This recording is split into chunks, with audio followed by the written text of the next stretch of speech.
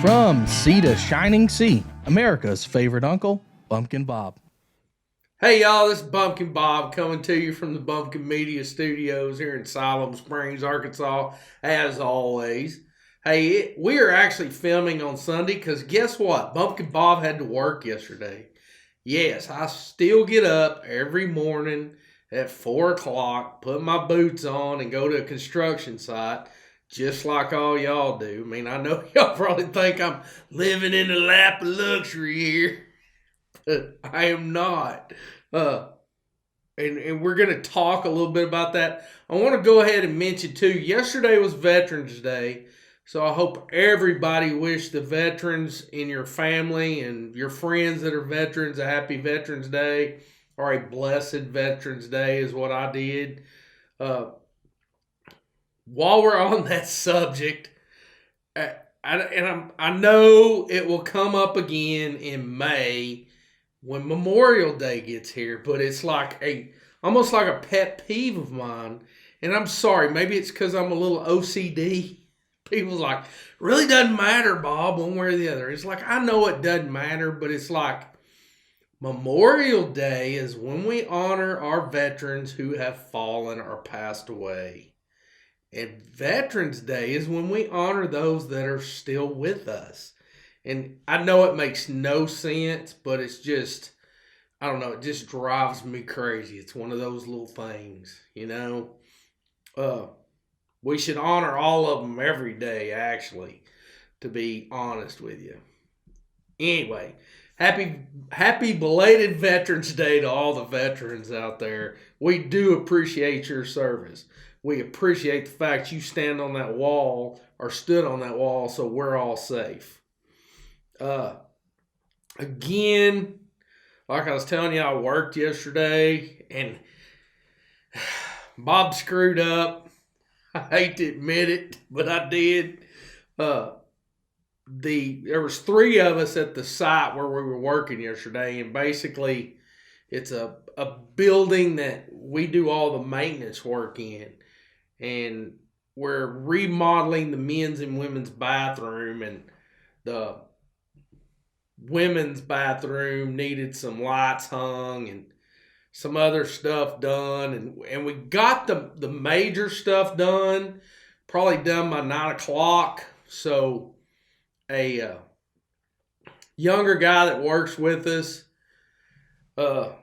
had came up with a side job for a buddy of his that he could make some extra money at. So went ahead and let him go, and then the man who is actually my boss was itching to go home and watch the football game. I'm like, it's just two more lights to hang. I'll take care of it. I got this. And what I didn't count on was, first off, we had to wait for the countertops to go in and the sinks to be put in because these two light fixtures, the pendants, they wanted them dead center of the sinks. So the job superintendent was wanting me to wait till the cabinet guys get here, or not the cabinet guys, the countertop guys, and put those in. And damn, they didn't get there till 9:30, 10 o'clock, so that pushed that back.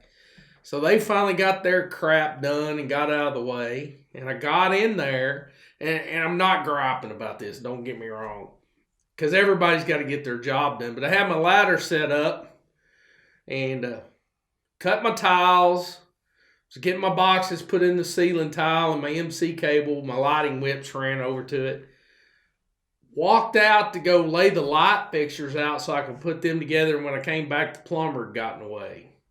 So I ended up waiting another hour and a half for him to get the electric soap dispensers put in and the sink drains done and the faucets put in. So I ended up being almost to 2 o'clock before I actually got out of there hanging two little freaking pendant lights. It was ridiculous. And the one thing that did come out of that, I had two different conversations this week about the same thing. The guys on the job sites all think I should have a GoPro walking around the job sites. And I'm like, y'all, there's stuff that y'all say that I can't put on my show. It's just like, Construction workers are rude. They're just like, they're foul-mouthed, and you never know what kind of shit's going to come out of their mouth. And they think I should put that on my show. I don't know what the fuck's wrong with them. Anyway, that's just a little what I did yesterday. I hope y'all had a good Saturday. And speaking of Saturday, and I'm going to have to talk about it. I just have to, because it's there. It's staring us all in the face, pretty much. And there ain't much else we can do about it, especially this Sunday morning. Razorbacks went to LSU yesterday and lost. They lost bad, in my opinion. 33-10 is not a good score. And then this morning, to add insult to injury, Cole Kelly got picked up for DUI. So here's my thoughts. It's like, I'm sure they flew back. Did they fly commercial? And were they serving him alcohol on the flight? Because he's only 20. And then you get back, and it's like, okay, who bought him alcohol? Where was he at? And our producer actually said, well, he probably got caught going down to the Waffle House because that's where all the drunks go, and the cops know that. And that's the truth. It's like, if you're 20 years old and you're drinking, number one, somebody's going to be in trouble for contributing to the delinquency of a minor. And number two, stay in your dorm room, you dumbass. I mean, that's just, I don't know. It's like, if that's your decision-making capabilities, do we really want you as our quarterback anyway? And I'm not sure now, with all the turmoil that's going on up there on the hill, that he'll even be here next year. I mean, Coach Beelan has already released a statement that they're waiting on everything to come out and be able to talk to authorities, talk to Cole Kelly. But it's like, if past judgments by the coaching staff up there hold any water, Cole Kelly's probably gone.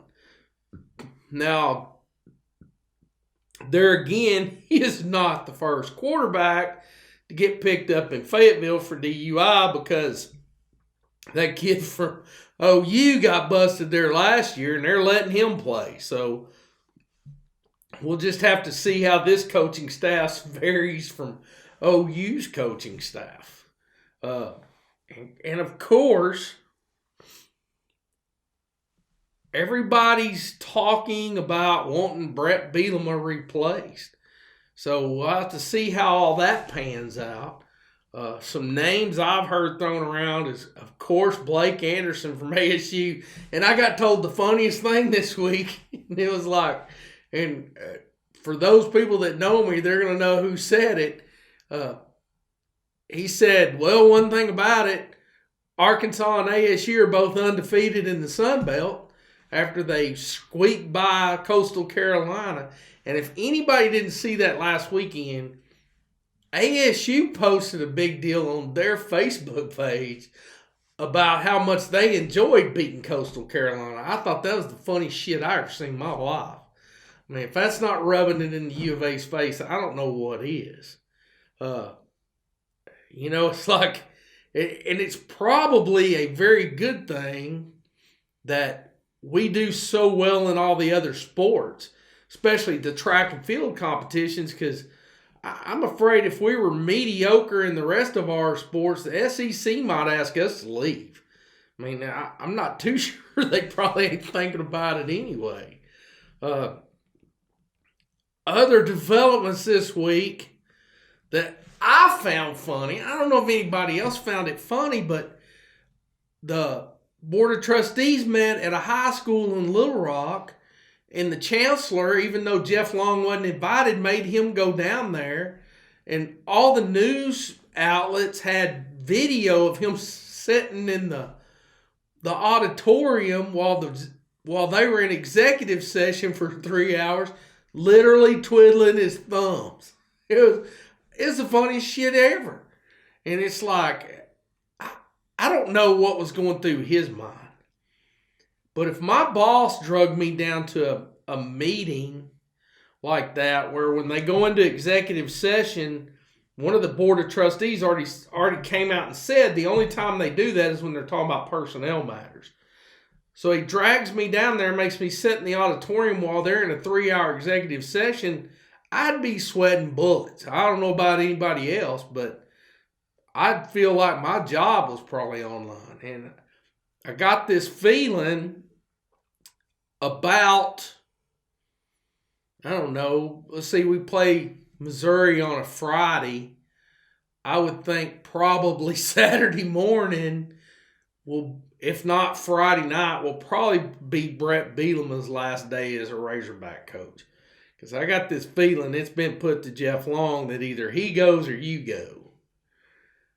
The other thing that's big talk up here in Northwest Arkansas, I don't know how it is around the rest of the state, and I would be interested to know, but up here there's a bunch of people, sources are saying that people who can make it happen have already started the wheels turning on bringing Gus Malzahn to the U of A next year. Well, I pretty much think Gus slammed that door last night when he beat the shit out of Georgia. He took number 10 Auburn, didn't take them anywhere because they played in Auburn, but Georgia came in number 1 and they just spanked them. Georgia did not play like a number 1 team in the country, and you know, for all practical purposes, they're probably going to fall at least out of the top 5. They should. If they don't, they should.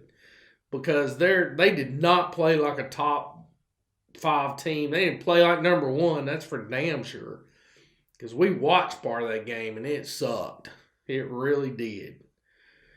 So that's the big news up here. It's just crazy. It'll be interesting to see over the next couple of weeks how this all kind of washes out and plays out. One thing I want to talk about today, and before I talk about that, wait a second. Let's not get ahead of ourselves. On the Bumpkin Bob page, there was a post put on there. So we're going to talk about this post so I can clear some stuff up. And believe me, it's not as intense or funny as people probably think it would be. My cousin, who is several years older than me, a lot, let's just get that out of the way. He's a lot older than me. Posted on there about turtle herding. And even my daughter this week came by the house and made a crack about turtle herding. So here's the whole story. And it's not that great of a story. It's really not. I was probably 6 years old. And, you know, and really, truly, this could be considered child abuse. That's what I'm thinking. I wonder if there's a statute of limitations for teasing a little kid like this, because this is probably wrong. But 2 of my older cousins, one is from Leslie, Arkansas. I'm not sure if I need to name names or not. Of course, his name is on the post. And then he actually mentions the other cousin. The other one was from California.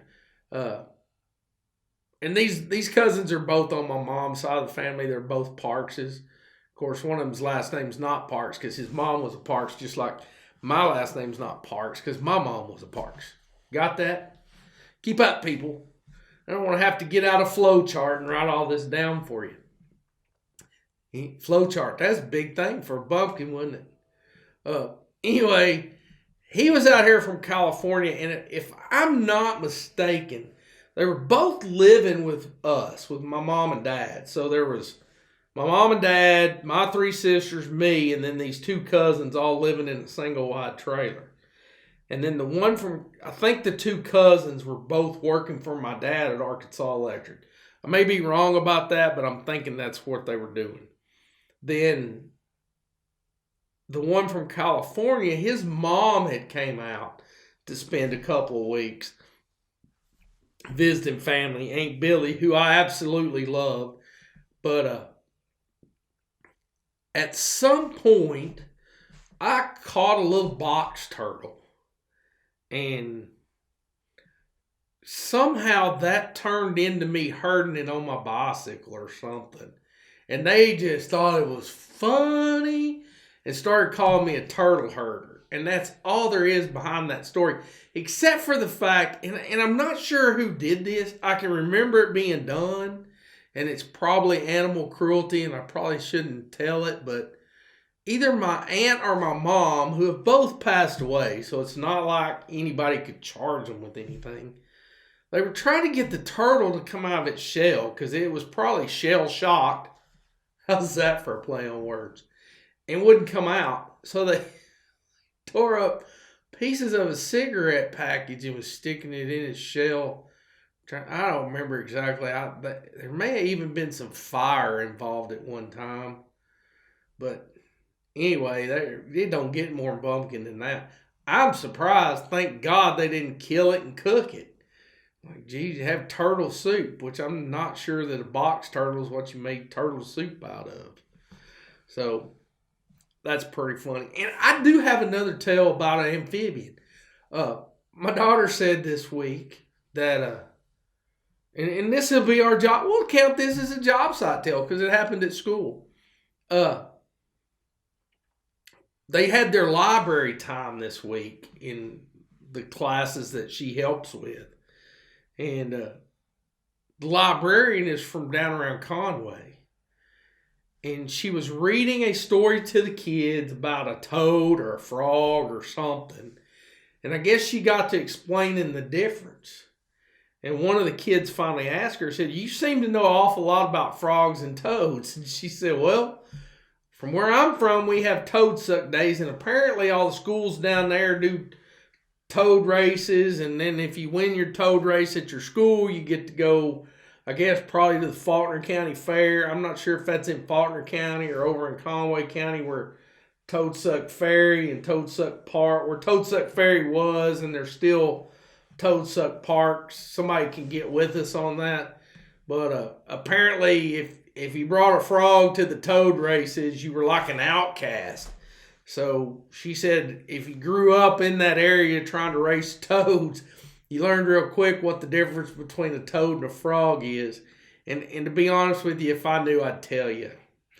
It's kind of like knowing the difference between a box turtle. Well, that's easy. I mean, anybody knows the difference between a box turtle and a snapping turtle because a snapping turtle bites shit out of you. And they're usually found in water. Usually on your trot line. Not a place you want it. Anyway, we're going to move on. I told you about my turtle herding days. And that's all we need to hear about that. I don't need no emails about turtle herding or anything like that. We're just going to let that turtle die in the past, so to speak, and be done with it. So now if somebody wants to tell us the difference between a toad and a frog, I'd appreciate that because I'm not sure I know the difference. So, now we're really going to move on to something else. See if we can find something else to talk about.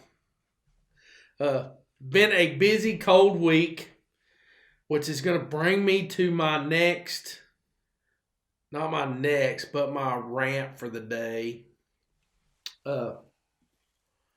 It really up here in the northwest part of the state hadn't been that cold until the last 2 weeks, I would say.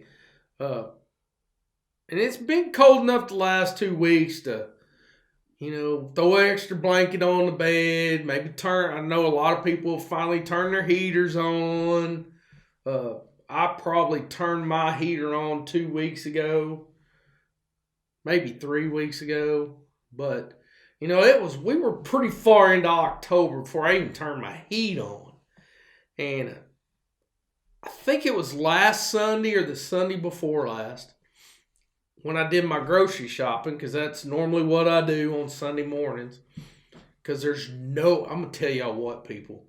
Honest to God, the best time to go to Walmart is Sunday morning before 10 o'clock. There's nobody in there. I mean, you can shop, you can get right in the aisles, get checked out. I mean, 30, 40 minutes, you're boom, you're gone. where if you're in there fighting crowds and people trying to visit in the middle of the aisleways and just blocking you up, or people looking at stuff, and it's like, man, it's the same shit they had last week that you probably stopped and stared at for 30 minutes. Grab the shit, go the hell on. Let's go. We ain't got all day to be hanging out in Walmart. And I'm going to tell a shopping story here in a minute, too. If I remember to tell it, about the craziest thing I've ever heard in my life about shopping. Should we just go ahead and tell that first? I'm going to go ahead and tell that first. I knew a lady one time, and I'm not going to tell you who she was. I'm just going to tell you what she did. She would make her grocery list out, and then on Saturday morning, she'd get up, and she would go. She'd hit Harvest Foods and Kroger's and Safeways. And I don't know if Wine Gardens was still open at that time or not. If so, she hit there too. She would go through each store with her shopping list and make a list of their prices. And then she would go back through each store and buy the cheapest thing at each store. Took her all day to grocery shop. And I don't know about the rest of y'all, but I don't want to spend that much time in a fucking Safeway store or a Kroger store or any other store. I mean, you know the difference between men and women. We go in, we buy our shit, we leave. Women go in and look at everything in the freaking store. Not sure about that. Anyway, back to my bitch. And this could end up being long. So y'all better go get something to drink. Come back in, sit back down, hit pause. Go get you a bar. Come back in and sit down. Because you're going to want to hear this. I go to Walmart because it's getting cold. And I like to have an electric blanket on my bed. That's just me. It's just the way I do. I keep my house pretty cool. So put a little electric blanket on my bed. Keeps me warm at night. They're already fucking sold out. And it's like, what do you mean you're already sold out? It just got cold. And it's like everything else. They put the electric blankets out in August. And it's like, why? It's still hot. Long sleeve shirts. Good luck finding a long sleeve shirt now that it's cold. Because they're already putting Christmas shit out and summer shit out. And it's like, it makes no sense to me. It's something else for construction workers that I've noticed. And I try to be conscious of this because I know what's going to happen. It's like insulated underwear, your long handles. Every construction worker in America wears long handles to work. They put that shit out in August. And if you don't go ahead and buy some tops and bottoms, it's gone in September. Well, we won't get none in until next year. It's like, damn it, I got holes in my underwear and I need some insulated underwear. It's like, but they won't order it for you either. It's like, well, we won't get none in until next year. It's already sold out. And it aggravates the living shit out of me. Walmart's already got their Christmas shit out before we even got through Halloween. And it's like, everybody needs to slow down. You're premature decorating is what you're doing. And we need to kind of draw it back a little bit. Right now, my opinion, what should be in the store should be like the fall Thanksgiving-y type stuff. Pumpkins and, I don't know, just fall shit. You know what I'm talking about. Browns and oranges and that kind of stuff to decorate your house for Thanksgiving. Because we got to get through Thanksgiving. We got to have our turkey and dressing and all that good stuff. And then maybe the week before Thanksgiving start putting the Christmas stuff out. But don't put your Christmas decorations up till after Thanksgiving. Let's do one holiday at a time. Kind of calm down and chill out. And Walmart, for God's sakes, order some blue queen size fucking electric blankets and keep them in stock. It's the craziest thing I've ever seen in my life. Already sold out of electric blankets. And, it's like, I know somebody personally that's in retail or was in retail. And I'm going to have a little chat with him about this shit. Because here in America, we need to do something about that. It's y'all think I'm playing. It's like, it's crazy. It's like right now, and maybe that's wrong of me. When it gets cold is when I think, man, I need some long sleeve shirts. So I get out my long sleeve shirts from last year. I start going through them. It's like, well, this is pretty tattered. I better throw it away. And then you need to replace them, but it's already too late because they already got the short sleeve shit back out. Makes no sense to me whatsoever. Now, and here again, your, as they call them, brick and mortar stores. This is part of the reason they're losing out to the internet stores or internet shopping. It's because you can go on the internet and buy anything you want year round. You don't have these places like Amazon or whatever the rest of them are. They have these huge warehouses and they keep that shit stocked year round. So if you need a long sleeve, you need to add a couple of long sleeve shirts in January, you can go to Amazon and buy them, but you can't go down here to the store and buy them. So, you got to wait the 7 to 10 business days or whatever, but that beats waiting until August to get it. And it's the same with the insulated underwear. Year before last, I ended up buying my insulated underwear online because the stores were already sold out of it. That to me is part of the reason brick and mortar stores are losing out. You keep pushing those dates back on as far as getting stuff in your stores. And to me, you've got it too far. The stuff you should be stocking from, like, say, September 15th to December, the end of December, you're starting to stock it in July, and you're getting rid of it in October 1st when people are actually needing it. That's when people start thinking about that kind of stuff. Well, you go down here to your local brick and mortar, and they ain't got it. What are you going to do? Well, now you can order it online, so we ain't got to put up with your bullshit. How's that? I guess that means what I'm going to have to do is get online, probably Amazon, and order an electric blanket if I'm going to have one this year. Because people are going to think I'm weird. I know they are. I usually don't keep an electric blanket over a year. I use a year, I wash it, I take it and donate it to Goodwill. Because I don't want to have to store the stupid thing and all its cords and all that crap. Just don't want to have to do it. So that's my little rant this week. So for all you people,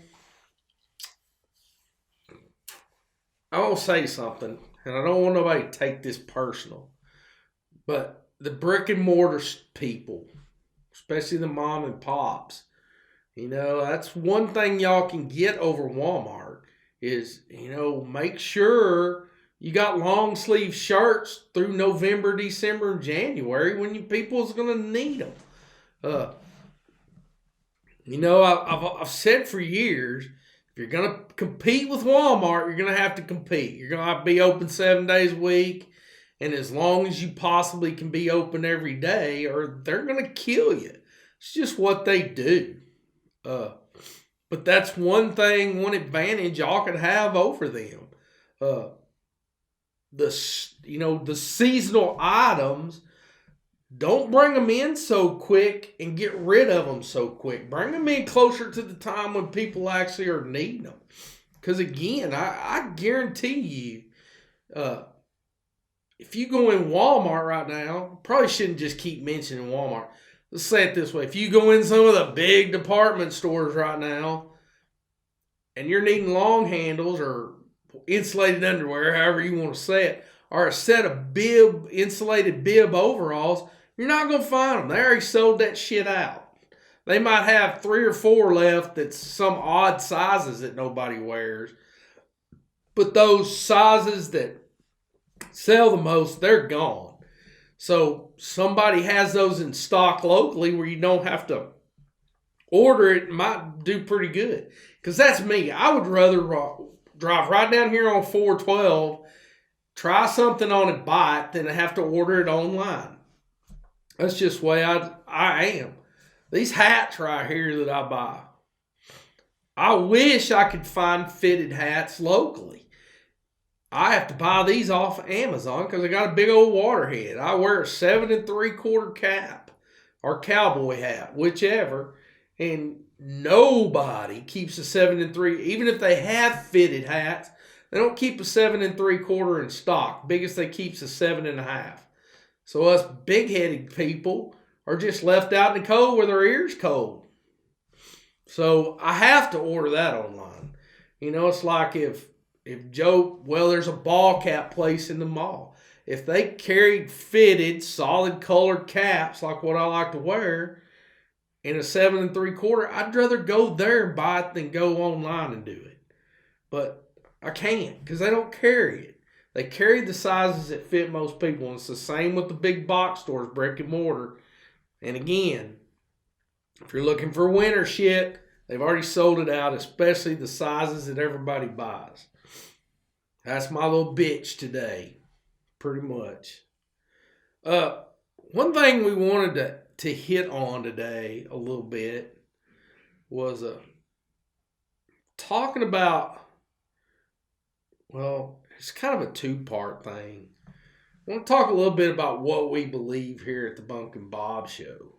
We and what we're trying to do. We did a whole show just about it here last week or the week before.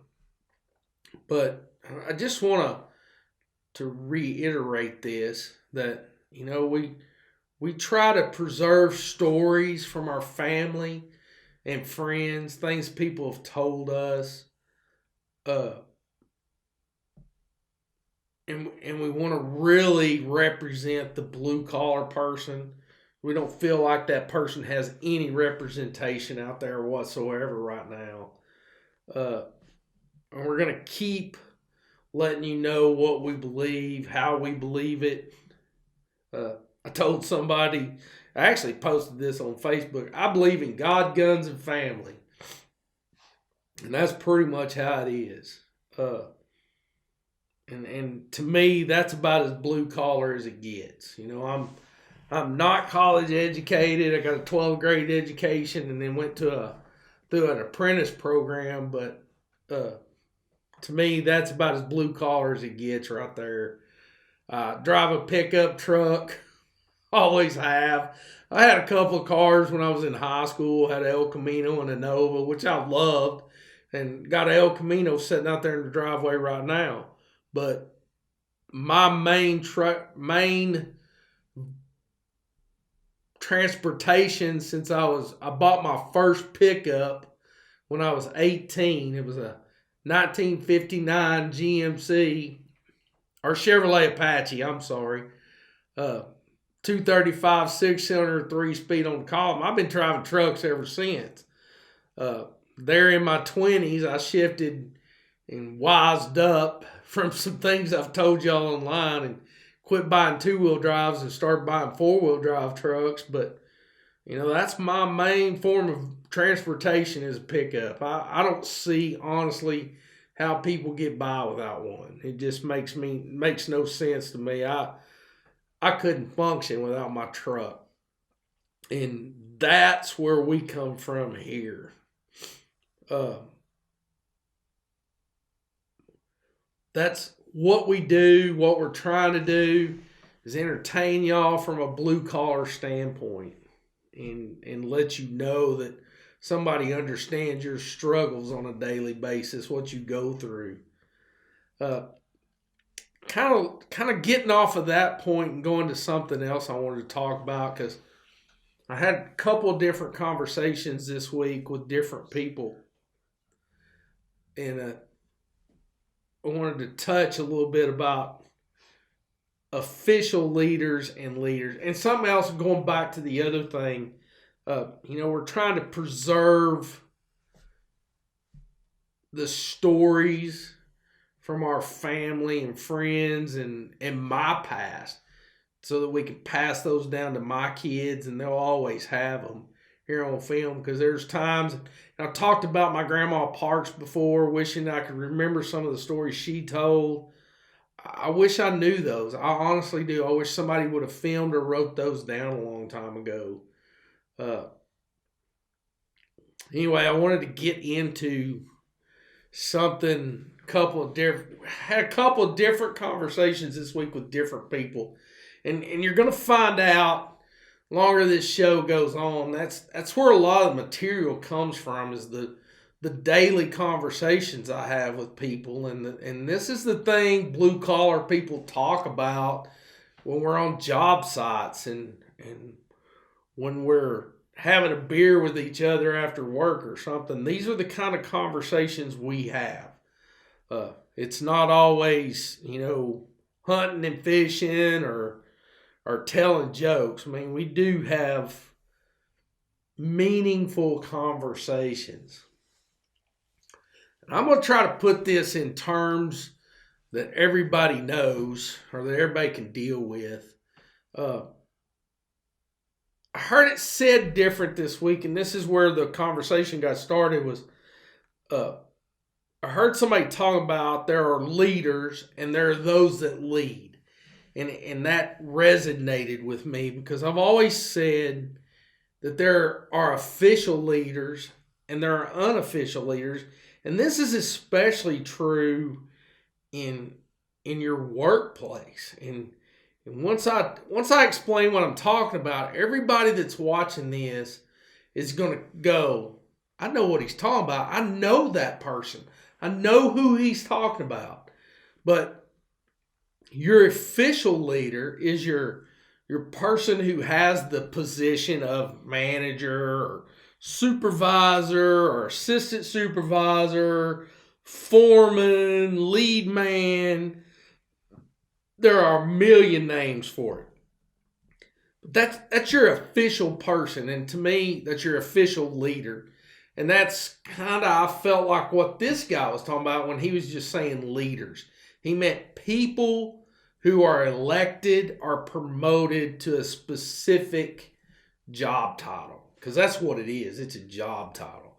And me and you and everybody, I mean, if it's just me and you talking, me and you know that not every time the person that gets the official job title is really the person that needs it. Because especially, I've got to be careful how I say this. Especially if you're in certain environments, the person that gets the next job opening gets it strictly because of seniority. They don't have to test for it. They don't get interviewed for it. It's not because somebody's noticed what they're doing. It is strictly because of seniority. And I'm not saying that's a bad thing, because I'm guessing that it's not, because it's been happening that way for probably thousands of years, if I have my guess. But then there's the unofficial leaders. And when this guy was talking and he talked about those who lead, that's kind of who I thought about, was when I've talked about over my lifetime working in a plant, working in construction, was the unofficial leader. And I'm going to give an example. I know of a company that probably had, I would say, 18 to 22 foremen. And they decided that between the office staff and the field staff, the foremans over the work crews, that they needed a general foreman to bridge that gap. So they went out to another company that actually did the same thing they do, and hired a person from that company to be their general foreman. So this person is actually that bridge between the office staff and the field staff. And he hadn't ever worked for this company. And hearing these 18 to 22 foremen that they already had running crews, they had men in there that had been there since the company had started. It's as far as what this company does, they're relatively new. They're less than 15 years old.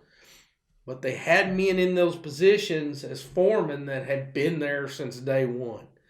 So anyway, they go out and they hire this guy and they bring him in. Well, the first thing he does is, he pokes his chest out, throws his shoulders back, and I'm in charge kind of thing. Well, immediately everybody that's his subordinate, they're on the defensive. They don't like him, and it's just, and everything the office staff does is they promote that fact that he's bigger and better than the other guys. And I made a comment to a couple of their employees that were actually foremen. I said, I guarantee it, that before he was there, that if you took those 22 men, that there was a couple of them, maybe one, maybe two, possibly three of them, that everybody already called and kind of leaned on as a general foreman, even though he didn't have the title. When something went wrong, or they needed advice, or they needed to know where to get something, that's the person they called. So really and truly, that person was already doing this job, and I've even seen this where men, and these are grown men, so, and maybe this is wrong, but they would go to that person because it would be said, they'd be like, well, we want you to do it because nobody in the office listens to us anyway, and you have their ear. So my opinion was that man was already in that organization. The office staff just didn't take enough time to look around and notice that. That being said, I've been in that position myself. And it was like, not in that position, but I've been in the position of being the unofficial leader who ended up getting promoted to the official leader. And then once I got promoted to an official leader, and I'm talking about inside a plant, this is when I was working in a plant, I got promoted to the department supervisor because basically, and again, I don't mean to be bragging, but it's just facts are facts. I was the only one in this department that could run production on every machine. I knew all the ins and outs of everything. And I was the one everybody came to already. So they promoted me to supervisor. And it was funny because I got promoted to supervisor in a plant that had 8 different departments in it. And some of these departments had supervisors that had been supervisors over their department for 20 years. And it was like within about 6 or 8 months, it became apparent that the unofficial leader for the supervisors was me. And it's just one of those things that work out. I mean, but very seldom, and I don't understand why, do you see people in higher levels of management that take the time to look at that and recognize it. So my advice to people is, if you're in management and you're fixing to fill some type of management or supervisory position, step back and look at the people that are already working for you. Because if you take time to step back and watch, observe a little bit, and I know that's hard to do in this fast-paced world today. People ain't got time. We want to stick somebody in that position, right or wrong. We're going to roll the dice and hope we hit it right. But, take the time and talk to the people that are, especially if you've got that triangle top paradigm where you've got all your employees at the bottom, and then you've got these structured levels of supervision going up to your manager being at the very top of that triangle. Talk to the people like this lower tier of supervisors. If you're fixing to promote somebody up, don't just take the person who's been a supervisor the longest. Talk to the people that are in that position that are going to be working for this person, because I guarantee you the person you're needing to actually promote already works for your organization. That person is the unofficial leader. It's who everybody goes to already. And, I think, me personally, as far as my beliefs go, I believe companies run better when those people get promoted into those positions. They already have the respect of their coworkers, and these people have earned that. They didn't just get the job because of seniority, or because somebody went, okay, you do it. They got the job, they're already respected. I'm having trouble putting this into words, but I think management people should step back and look at that before they just promote people. Man, I've got it bad today, I'll tell you the truth. So that's my little take on leaders and unofficial leaders, are those that lead, but I call it official leaders and unofficial leaders. And here again, we're going to step over in politics with the same thing. Your state congressman, your governor, your United States congressmen and senators, and your president are all official leaders. They're elected. And I honestly am not sure how we would go about finding people that can actually lead to be in those positions unless we look at the business community or the military type community for people that are natural leaders. Those people that, like those that lead, the unofficial leaders. I mean, to me, I don't know how we get those people into politics and into those positions, but that's who we need in those positions. People are going to like, Bob, that's just the wrong way to look at things. If you ask me, Donald Trump did not build up his wealth by not being somebody that could lead. I would find it very hard to believe that he couldn't lead men and I'm talking about business wise, if he wasn't a natural leader. So, I mean, I think that's the kind of people we need in those positions. Always have needed those kind of positions. In those kind of positions. Anyway, y'all know what I'm talking about. Again, I'm going to start wrapping up today. I explained to y'all about the turtle herd. It's not very funny. I don't like it. Of course, it doesn't really bother me that bad. It's just cute, I guess. I hope. We will keep y'all informed on our show, because I'm sure you're already all over the news about your beloved Arkansas Razorbacks and everything that's going on up here on the hill. I think there are some coaches out there that I think Jeff Long should really be looking at.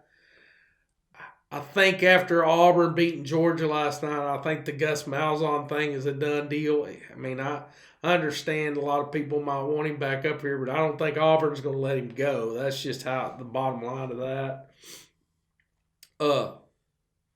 I really like Blake Anderson over at A-State, and I hate that for you people over in the eastern part of the state. I know y'all love him. He's got 2 Sun Belt Conference championships, I think. Probably going to get number 3 this year. They've been to a bowl game the last 2 or 3 years. Actually, more than that, because they went to a bowl game when Gus was there, when Hugh Freeze was there, and I don't know. I hate that for y'all. That Arkansas State, that y'all get a great coach like that, and they get the chance to move on. And apparently here lately it's been SEC. Somebody made the comment about, well, we don't want somebody that from Arkansas State because they wouldn't have SEC experience. It's like, okay, I get that. And yeah, Gus had a little bit when he left A-State. I mean, he'd been offensive coordinator at Arkansas under Houston Nutt and offensive coordinator in Auburn under Gene Schnecksky. But did Hugh Freeze have any Southeast Conference experience? I don't think he did, and both of them have done pretty damn well, if I do say so myself. And speaking of that, oh my God, because it cracked me up. I don't know if anybody else was watching CBS yesterday, and the fact that Houston Nutt was on the CBS football game day show and was having to talk about Gus Malzahn. Us people from Arkansas know the irony there and all the shit that went on that year. It cracked me up. I know me and my son both were laughing about it. We were cracking jokes about it. But I'm sure Houston Nutt's asshole was puckered up. You probably couldn't have drove a 10-penny nail up with a sledgehammer. Funniest shit ever. I was cracking up. I will tell you that. I was cracking up. Again, to wrap up, poor old Cole Kelly may have just put the nail in Brett Bielema's coffin for him. We'll just have to wait and see how all that plays out. Talked a little bit about preserving our stories and our past and doing it for our family and our kids. And then we talked about leaders and I want everybody to go out this week and think about what I talked about. You know, whether you work in an office or a construction site or in a plant, if you get a chance, just push back from your desk, kind of look around and think about it a little bit, and I guarantee you're going to go, hey, oh, so-and-so over there, everybody goes to them when they have any kind of personnel problems or production problems. And you know, wonder why they're not the official leader. Kind of, and this is going to be really ugly too. I know some of you people that are official leaders that suck at your jobs to push back from your desk and look around and go, yeah, nobody comes to me because they all respect and like this guy over here. Now, I'm not saying go after that guy, but maybe you need to model yourself more after that. I know, man, we're gonna start being controversial on this show just a little bit, because I know there are a bunch of people out there that got their jobs, that they're official leaders that don't know their ass from a hole in the ground. And instead of pushing back and finding these unofficial leaders and trying to get rid of them because they make you look bad in your job, maybe you should start emulating them, you know, a little bit and actually learn something, how to be a leader and get people to do stuff. They got to believe what you believe or they're not going to do shit for you. That's just how it is. Now, next week, we're going to be getting into almost being Thanksgiving, and we're going to try to tell some Thanksgiving stories, so I hope y'all join us next week. I hope everybody is getting ready for Thanksgiving, and around here, we're politically incorrect, so we're going to tell you Happy Thanksgiving. When it gets time, we're going to tell you Merry Christmas, too. So from all of us here at the Bumpkin Bob Show, we're out.